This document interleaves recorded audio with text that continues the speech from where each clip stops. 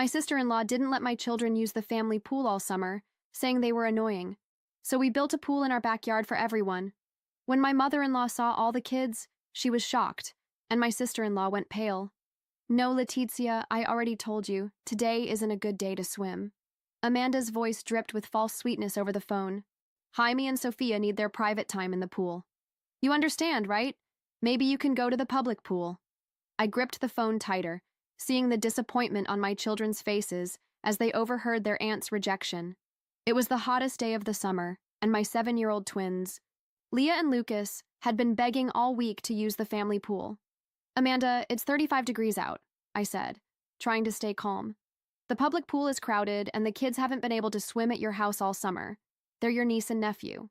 Well, if you had taught them to be quieter, maybe they could come more often. Jamie and Sophia need peace and quiet. They're training for the youth swim team, you know? Of course I knew. It was all Amanda talked about lately. Her precious 12-year-olds were, according to her, future Olympic champions who couldn't be bothered by their little cousins splashing around. I hung up and turned to my disappointed twins. Leah's lower lip was trembling, while Lucas kicked at the ground, both still in the swimsuits they had hopefully put on that morning. I'm sorry, my loves, I said, hugging them. How about we get some ice cream instead? It's not fair, Mom, Lucas mumbled against my shirt. Why doesn't Aunt Amanda like us? It broke my heart. It wasn't the first time Amanda excluded my kids, but seeing their sad little faces never stopped hurting. Ever since she moved into her new house with the huge pool last year, she had turned what should have been a fun family space into her personal kingdom. That night, after putting the kids to bed, I sat on our back porch, staring out at the large backyard. My husband Miguel found me there with 2 glasses of wine in hand. Tough day? He asked, sitting beside me. Amanda turned us down again. I sighed, accepting the wine. I don't get it, Miguel. When did she become so exclusive? We all grew up swimming in that pool at your parents' house. Now she acts like it's a private club. Miguel took a thoughtful sip.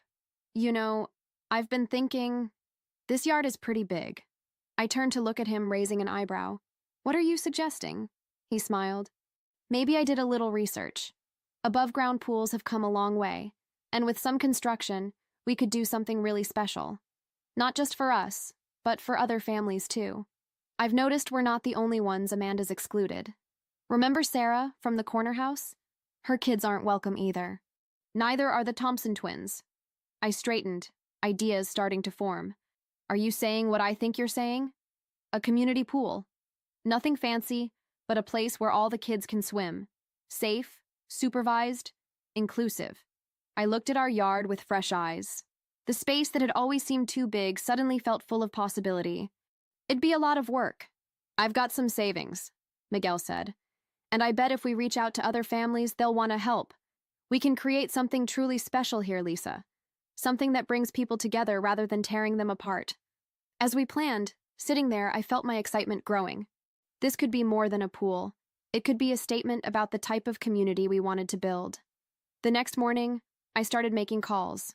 Sarah was enthusiastic right away and offered to help with permits and paperwork since she worked at City Hall. The Thompsons, both teachers, offered to organize a schedule and safety protocols. Other neighbors offered materials, labor, and funds. Within weeks, our yard was transformed. Miguel led the construction, teaching neighbors basic building skills while they worked. Our backyard became a hub of activity, with people coming by every day to help or just see the progress. The kids were fascinated. Leah and Lucas dubbed themselves the official construction helpers, proudly wearing the little hard hats Miguel got them. They spent hours watching the pool take shape, their disappointment over Amanda's rejection slowly turning into excitement over what was coming. One Saturday morning, while volunteers worked on the deck, I heard a familiar voice behind me. I turned to see my mother standing there, looking confused. She clearly hadn't heard the news of the project. Hi, Mom, I said, getting up from where I'd been staining some boards. We're building a pool. A community pool, actually, so that all the kids can enjoy it. She looked around, taking in the scene, neighbors working together, kids playing nearby, and the sense of community that was already forming. But why? Amanda has a perfectly good pool. Does she, really? I asked quietly. Because from where I stand, a pool that excludes family doesn't seem perfectly good at all. Mom stayed silent, watching Leah and Lucas run around with lemonade for the workers, brimming with pride over their contribution. They look happy, she finally said. Are they? This is more than swimming, Mom. It's about creating a place where everyone feels welcome, where no kid has to feel rejected or left out. Seeing the realization in her eyes, I knew this project was already accomplishing exactly what we'd hoped. It wasn't just about building a pool. It was about building ties, tearing down walls, and showing the world we were here. Lisa, you won't believe what just happened. Practically jumping with excitement, Sarah came running over. I was at City Hall getting the permits, and the Parks and Recreation Director overheard me talking about our project. He loved the idea. They want to feature us in the community newsletter as an example of neighborhood unity. I smiled, thinking how different this was from Amanda's exclusive attitude. Our pool wasn't even finished, yet it was already bringing people together. Physically, the transformation of our backyard was striking. Miguel's design included a large L-shaped pool with a shallow area perfect for the little ones. The deck around it was wide enough for families to set up chairs and umbrellas. We added storage compartments for toys and safety equipment, and the Thompsons organized a volunteer schedule for supervision. Leah and Lucas became the project's unofficial welcome committee. They set up a little stand to serve lemonade to the workers and kept a progress journal with photos and daily notes on what was accomplished. Mom, look, Leah shouted one afternoon, holding up her journal. We got 10 more signatures. Now we have 30 families who want to join our pool club. Pool club? That was how they referred to the informal community group we'd formed to manage the space. Unlike Amanda's exclusive approach, our only requirements were following safety rules and taking turns helping with maintenance. But not everyone was thrilled about our project. One evening, as Miguel and I were going over the final details before filling the pool, we heard the unmistakable sound of Amanda's truck pulling into our driveway. "What do you think you're doing?" she exclaimed, storming into our backyard without an invitation.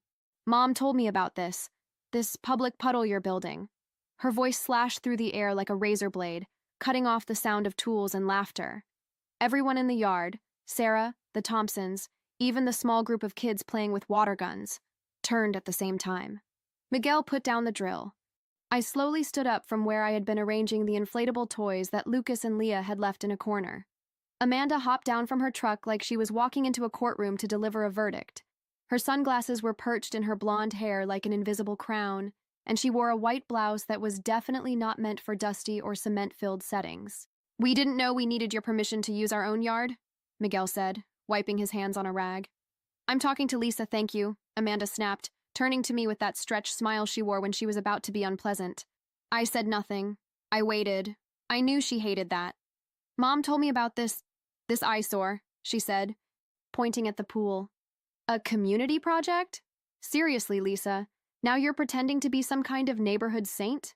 "You yourself said my kids bothered yours," I said quietly, even though my heart was pounding. "I figured we'd all be happier this way, some distance." She snorted. "You completely misunderstood.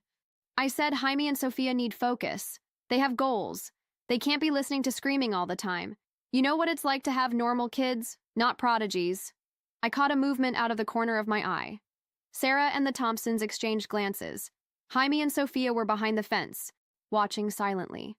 Amanda didn't notice. "And you really think this is the solution?" she continued. "You're making yourself look pathetic. Gathering all these envious people just because they can't have something of their own. It's like a socialist commune." She spat out the word socialist as if it were a curse. "Funny," I murmured, "because your dad paid for your pool and it was built over your mom's garden. So technically, I take care of that pool. I organize it, I clean it, I manage the schedule. You think that's easy?" "You use it to exclude children," I answered, still calm. "And now you're upset because we've created a space where they're welcome." Amanda stepped forward, eyes flashing. "You've always wanted to compete with me ever since I joined this family. Always trying to seem nicer, more understanding. But deep down, you're bitter, jealous. Look at this place." She spun around, arms wide. "A circus in the backyard, thinking you'll teach me a lesson? It's not about you. Amanda, it never was." "Of course it is," she snapped, and for a moment the mask fell. Her voice boomed too loud. Some people in the yard moved closer, pretending to keep working but listening carefully. "You built this just to defy me, and you'll see how this ends. Disorganized kids, accidents, yelling, and you'll foot the bill when it all goes wrong." That was when Leah's little voice cut through the silence. "But Mommy says we don't fight with people who yell. We just show them how to do better. Amanda froze. Leah was standing by Sarah, holding a cup of lemonade, gazing at her aunt with the brutal frankness of a child who doesn't grasp sarcasm. I bent down, straightened Leah's swimsuit strap, and smiled gently. Well remembered, my love. Sometimes the best way to prove we're right is to let the other person keep talking. Miguel approached, voice low but firm. Amanda, you're embarrassing yourself. Enough. There's no going back. The pool will open next week, with or without your blessing. She looked at him as if he'd betrayed her, as though Miguel had committed some unforgivable blasphemy. So that's it? You're taking her side? Your hysterical wife who builds suburban playgrounds to look like the charity queen? Silence. Miguel merely crossed his arms. I'm on Lisa's side, he said, because she's doing what you never could. Uniting the family.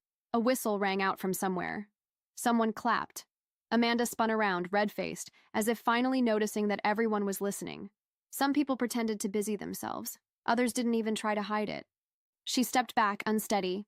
Her mouth opened to respond, but nothing came out, just a muffled sound, as if her pride had gotten stuck in her throat. If you ever want to come swim, Amanda, you're welcome, I said at last. Everyone is. Then, calmly, I went back to placing the floaties at the edge of the pool. Amanda hesitated for a moment, looking around, maybe realizing for the first time that she was alone, that her presence no longer caused embarrassment, only pity. She spun abruptly, got in her truck, and sped off as though fleeing would erase everything that had been said. But it didn't. And that evening, when the last rays of sun shone on the still chlorine-free water of our freshly filled pool, I heard Sarah laugh softly and say, "That was better than any primetime soap opera." The following week was quieter than usual, the calm before the storm. Amanda didn't show up. No messages in the family group chat. No calls, not even a hint on Facebook, which, from her, was beyond suspicious. But what really set off my alarm was my mother-in-law's sudden change of tone. "Lisa, dear," she said on the phone, "are you sure this pool is safe?" I was taping one of the volunteer schedule posters to the side of the storage shed, with Lucas helping me with the tape. "Why do you ask, Mama?" "Well, it's just that Amanda said maybe it's not all up to code, that the children might get hurt, and she heard some neighbors are worried about the noise." "Heard from whom, exactly?" I asked slowly. "I don't know, sweetie. I'm just repeating what I heard." "Sure." I thanked her, hung up, and paused, gazing at the yard. Everything was impeccable. The protective fence, the depth markers, the children's life vests hanging up, the first aid kit. The Thompsons were strict about protocols. They even bought a referee whistle to supervise swim times. Still, Amanda was already sowing poison. That night, Miguel came home from work wearing an expression I knew well. Something had happened. I ran into Mr. Galvan at the little market. He mentioned the pool. Said he heard we're charging people to get in. Charging? I laughed out loud. Where did that come from? Guess. I leaned back against the counter and took a deep breath. Amanda was starting her smear campaign. Predictable, but still infuriating. The next morning, I went to Sarah's house with a cake and a plan. "Ready to launch the counterattack?" she asked, laughing as she sliced a piece. I prefer to call it damage control. Together, we spent the day putting together a printed community pool guide, complete with a schedule, rules, first aid kit list, volunteer supervisor names, and emergency contacts. We also included a letter signed by 15 neighbors attesting to their involvement and support for the project. We handed them out to mailboxes with the kids' help, who were overjoyed with their secret mission. That night, as Miguel finished installing the solar lights around the pool, Leah ran up with an envelope bearing the City Hall seal. "Mommy, this came for you." I opened it carefully. It was an official notice. "Dear Mrs. Lisa Gonzalez, we have received an anonymous complaint regarding possible irregularities in the pool construction project at your residence. We request that you appear at the Urban Planning Office for clarification and presentation of licenses within 5 business days." My hands went cold. Anonymous complaint. Of course, I didn't tell Miguel, not then. I just smiled at the children and tucked the paper away. The next day, I went to the City Hall with Sarah. I brought every document, the approved plan, the lot layout, environmental permits, even step-by-step construction photos. The woman at the desk was polite but clearly embarrassed, looking at me apologetically. "This isn't the first complaint we've gotten from the same source," she said quietly. "But it's always anonymous. We're used to it. And now? I asked. Nothing, if everything is in order. And it is. Honestly, your project is exemplary. She sighed. Just be careful with those who feel threatened by it. On the way out, Sarah looked at me, eyebrows raised. 20 pesos says the next complaint goes to the neighborhood council. Amanda will waste all her breath until she drowns in her own venom. I smiled. But inside, I was already planning my next strategy. The atmosphere in the neighborhood was almost festive that Friday. 2 days until the grand opening of the community pool, and the group chat was buzzing. Sarah and the Thompsons started a WhatsApp group that had too many emojis and even more over-the-top ideas. Piñata, kids karaoke, a decorated floaty parade. Leah and Lucas made signs with slogans like, "Pools are for everyone," and "No club, no drama," which they taped to the fence. Meanwhile, Miguel rigged up a retractable awning using an old truck tarp and climbing hooks. It was an immediate hit. Then came the call from my mother-in-law. "Lisa, dear, how exciting, the inauguration of your little pool. I just wanted to chat, so there's no conflict." Conflict? Well, Amanda had such a lovely idea. We're having a little gathering too, at her house pool. Just family. On Sunday, actually. As was our tradition. Tradition. The word sounded fake and turned bitter in my mouth. Amanda had despised every single family gathering we'd held there before it became her pool. Just family? I repeated carefully. Of course, but you can come by for a while once the neighbors leave. Translation. Amanda was trying to split the guests, making people choose between our popular pool and hers, where she'd prefer not to share space with noisy community kids. I took a deep breath. It's great that she's opening her pool, I said, forcing a neutral tone. It'll be nice for the kids. For some kids, of course, said my mother-in-law, and hung up. I checked the pool group chat and confirmed my suspicions. Many mothers had received informal invitations to Amanda's event. Some neighbors were unsure. Others were simply curious. But everyone saw it for what it was, an attempt to sabotage our party. "This is sick," Sarah wrote, typing furiously. "She never quits." "We're not going to compete," I replied. "We'll make the choice obvious." That's when we changed the plan.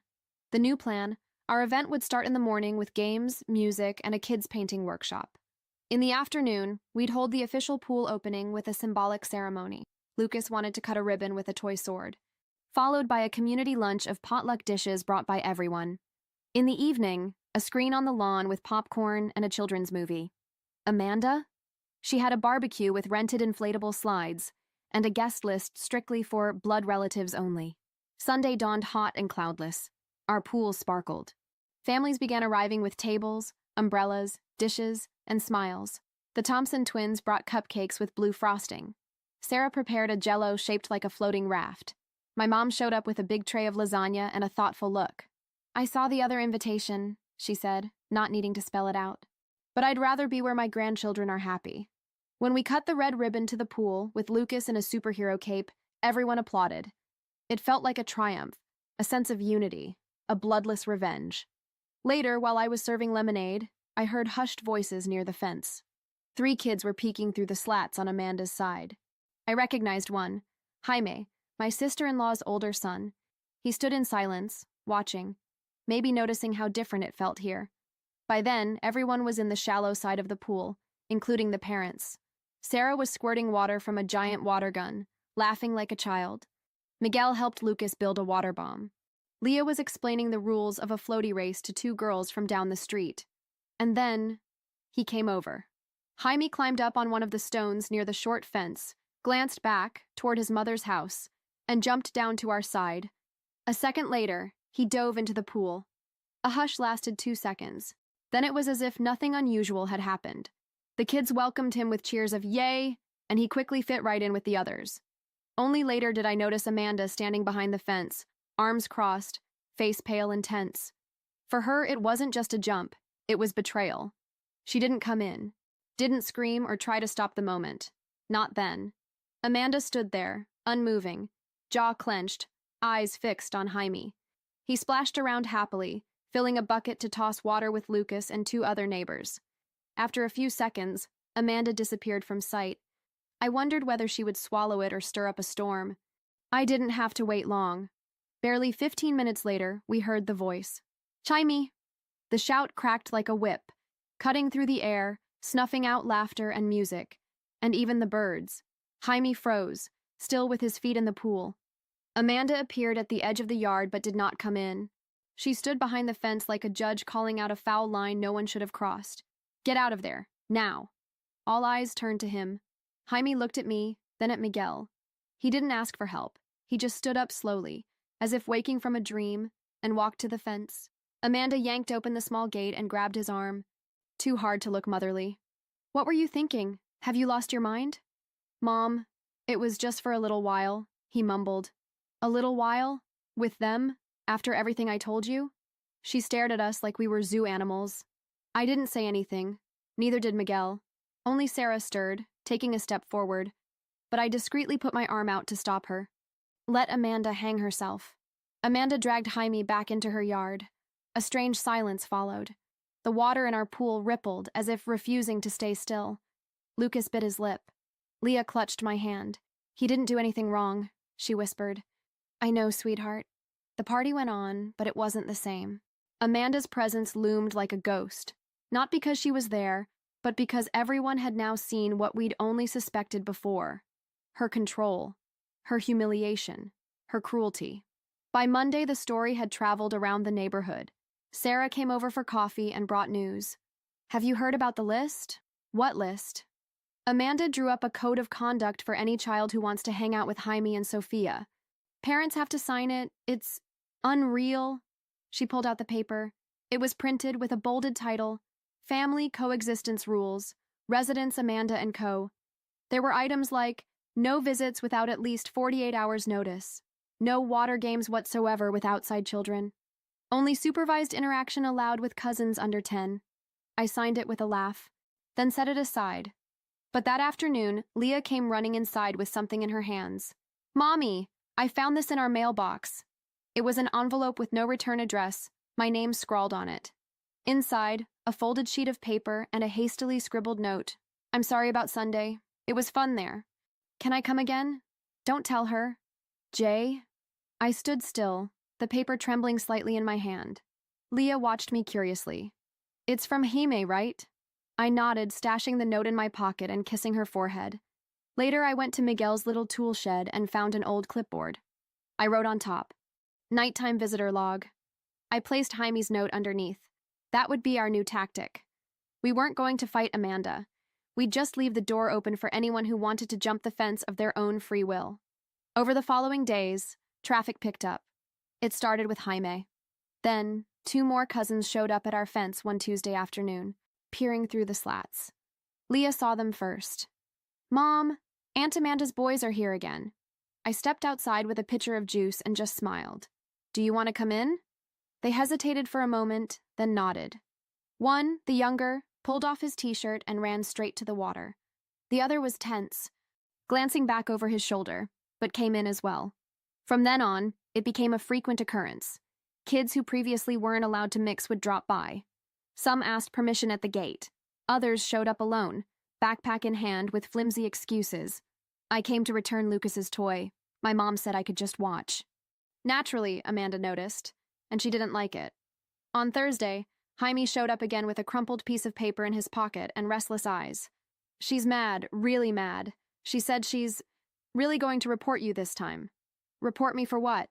She says you're manipulating me, that this is dangerous influence. I held my breath for a moment. Then I smiled and offered him a slice of cake. Want extra frosting? The next morning, the threat became real. I got a notice. Amanda had filed an official complaint with the neighborhood council, claiming I was influencing minors without parental consent, and that the community pool is an informal environment without adequate institutional oversight, prone to accidents and deviant behavior. Miguel took the paper from my hands and read it twice in silence. This won't go anywhere, he said. But she's trying to wear you down. She was. The tone of the complaint was like carefully distilled poison, vaguely moral accusations, phrases like legitimate concern and alternative environment of difficult regulation. Nothing direct, but everything implied. I went to City Hall with Sarah and Mr. Galvan, a retired lawyer who lived a street over and loved community causes. He read the complaint with a low chuckle. This is a joke, but we have to file a formal reply. She's trying to flip the narrative, I muttered. Exactly, and you're going to flip it even better. We'll show this isn't undue influence, it's outreach, it's solidarity. We drafted a response letter signed by over 30 residents, including photos of events, our safety schedule, Miguel's own testimony as a father and project coordinator. We added the letter of support from the Municipal Recreation Department, which was already interested in the project. What Amanda didn't expect was who would show up at my door the next morning. I was in the kitchen making sandwiches for the kids when my mother-in-law appeared at the back door. No warning, no flowers, no usual smile. Could we talk? I nodded, drying my hands on a dish towel. She sat at the table as though carrying a heavy burden in her lap. Amanda has gone too far. You know about the lawsuit? She told me. She was almost proud of it. But I saw the pictures from Sunday, the videos. Lisa, this, she waved around the yard. It's not dangerous. It's beautiful. It's what's been missing from this family for a long time. So why now? She took a deep breath, looked aside, then back at me. Because last night I heard Jaime crying in his room. He said he doesn't want to go back home. My stomach clenched. He said that here, he can breathe. The words hung in the air like bubbles that no one dared to pop. She's pushing too hard, she went on. And I let it happen. I kept quiet when I should have spoken up. But no more. I set down a mug of tea in front of her without a word. The silence between us wasn't hostile anymore. It was a truce. Amanda's letter to the council was officially shelved on Monday morning. The neighborhood council stated they found no evidence of misconduct, and that, on the contrary, they congratulated Mrs. Lisa Gonzalez and all volunteers on the initiative. The reaction was immediate. The WhatsApp group for the pool exploded with memes, emojis, and invites for a shelved complaint party. Leah painted a sign reading, "Our pool passed the test, but Amanda didn't." I almost asked her to take it down, but I let it stay. That same day, while I was walking with Sarah to deliver more sign-up forms to new families interested in participating, we noticed something odd. Amanda's house was locked up. No sounds. No sign of Jaime. No car in the driveway. "It's too quiet for a Tuesday," Sarah remarked. "Dangerously quiet," I replied. Amanda disappeared for 3 whole days. 3 days without posts or calls, no drama. Until Friday night, Miguel came home with a new purchase, a small security system with external cameras. Nothing fancy, but enough to monitor around the pool at night. "You never know," he said apologetically. Just in case. We installed the cameras. No one mentioned it further. Then, in the early hours of Saturday morning, around 3:27 a.m., Amanda made her biggest mistake. The footage was clear. Her climbing over the side fence with a flashlight and a bag in hand. She wore an old t-shirt and had her hair in a messy bun, so different from her usual polished image. The camera showed her opening the maintenance storage, rummaging through supplies, and then pouring something into the pool filters. What she didn't realize was that Miguel had activated the night alert. The phone rang in my bedroom. I saw the motion alert and opened the video feed. For a second, I thought it was a prank. But it wasn't. I called Miguel, who was working a night shift, and he confirmed it was real. He called the police himself. Amanda was caught by the local patrol while trying to slip out the back fence. She wasn't handcuffed. She wasn't arrested. But the police report was filed. And by the next day, the whole neighborhood knew. Not from me, but because Jaime posted the footage on his private Instagram account. No sound, just the image of his mother trespassing and sabotaging the pool. His caption? "When your own mom tries to destroy the only place where you feel welcome." The video blew up. First on his school's chat, then among neighbors, and finally it reached the neighborhood council, the church group, and my mother-in-law. Sarah called me at 9 in the morning. "Have you seen it? It's everywhere. It's the end." "I didn't post anything," I said. "I know, and that makes it even worse for her. Nobody can accuse you of anything. She dug her own grave." That afternoon, Amanda showed up outside my house. She didn't come in or knock. She just stood on the other side of the street, immobile, staring at the yard filled with people. The kids played as usual. Miguel adjusted the outdoor lighting. Jaime lay on a lounge chair reading a book, pretending not to notice. When our eyes met, she opened her mouth to say something, but stayed silent. She turned and walked away. This time, the fence remained intact, but her reputation did not. We didn't see Amanda for a whole week. No car coming or going. Curtains closed. Not even a hint of her voice inside the house. A total absence, so complete it felt unreal. Like she'd never been there at all, as if the whole drama had been a collective nightmare. But Jaime was here, more and more present, and more silent. At first, he pretended everything was fine. He played with Lucas, laughed at Leah's jokes, helped Miguel arrange the lounge chairs. But after a while, small signs appeared. On Tuesday, he refused a snack he always loved. On Wednesday, he slept on the living room couch, claiming, "My room's too hot." On Thursday, he had a small meltdown while we assembled first aid kits for a new group of volunteers. "What if she never talks to me again?" he whispered, holding a roll of tape with trembling hands. "What if she hates me?" The question cut through me like a thin, silent nail. It wasn't fear of punishment, it was fear of abandonment. The anger I felt for Amanda for a moment turned into something else. Not forgiveness, but something deeper. Pity. Not for her, for him. Jaime was paying too high a price. On Friday, my mother-in-law appeared at the gate with a basket of bread and the look of someone trying to stitch together fabric that had been slashed with a razor. "May we talk?" I went over, waiting. "Lisa, I think it's time to settle all this as a family." "Settle?" I repeated. "Amanda's in a really bad place. She's not eating, not leaving her room. She's not herself. This has gone too far. It's time to forgive." The word made me nauseous. Forgive. Forgive what, exactly? She tried to sabotage a children's space. She tried to incriminate me. She used her own son as an emotional weapon. And when she lost control, she broke into my property. My voice was steadier than I expected. No shouting, no trembling. "This isn't a family drama, Mama. It's a pattern. And now that she's fallen, you want to brush it away with a little bread and a quick chat? I just want to avoid more pain. For Jaime. For all of us. Then start by accepting that not every reconciliation needs a stage. Sometimes the only real healing is distance." She didn't reply, just nodded with teary eyes and went home. That night, Jaime wouldn't eat dinner. He stayed on the backyard swing, staring at the sky with empty eyes. Leah tried to play with him. Lucas invited him to watch a funny video. Nothing worked. I sat beside him. "Do you miss her?" He didn't answer. "I know you do." "Why does she do this?" he asked. "Why can't she just be like you?" That caught me off guard. "I'm not better than she is, Jaime. I'm just different. But you let us exist." We remained silent for a while. The pool lights reflected off the tree leaves. Soft laughter rose from the far side of the yard. In the early hours, I got up for a glass of water. Through the window, I saw something. A figure standing across the street. Alone, unmoving, watching. Amanda. She stood under the tree we'd planted years ago. Arms crossed, face partly hidden. She didn't try to come in, didn't gesture at all. She stayed there maybe 2 minutes.